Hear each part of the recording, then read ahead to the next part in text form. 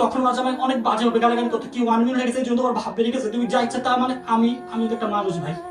আমার তো মন আছে না, আমি কি কখনো থামছি? আমি এত সমস্যা থাকি, আমি 2 বছর, আপনি বললেন বিশ্বাস করি কিনা আমি 2 বছর,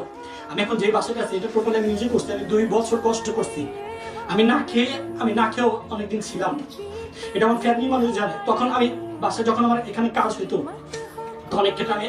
থাকতে পারতাম না, অনেক সময় ব্লগে সময় দিতে পারতাম না, একজন মানুষ আমাকে অনেক বাজেভাবে হ্যারাস করতো, তারপর আমি বলতাম যে থাক, ওটা তো বলতেছে ওরা বলো, সমস্যা নেই, ভিতরে খবরটা কেউ জানে না, আর আমি তখন কাউকে বলতেও দিতাম না, আমি কখন কাউকে বুঝতেও দিতাম না। বাট তারপরে মানুষ, আমি বুঝি না কেন বারবার, কেন ওদের ছাড়া ব্লক করলে মানুষ আমাকে গালি দেয়, ওদের নিয়ে ব্লক করতে, ওদের যদি একটু ওদের নিয়ে ব্লক করতে যদি একটু দেরি হয় তখন মানুষ আমাকে গালি দেয়, আমি কোথায় যাব? আমি তাকে মানুষ কিছু হলেই বলে ইয়াসিনের জন্য তো 1 মিনিট 2 মিনিট হয়েছে, ঋতুর জন্য তো 2 মিনিট হয়েছে, মেহেদির জন্য 2 মিনিট, আমি তো কখনো এইসব কাউকে বলি না যে ওদের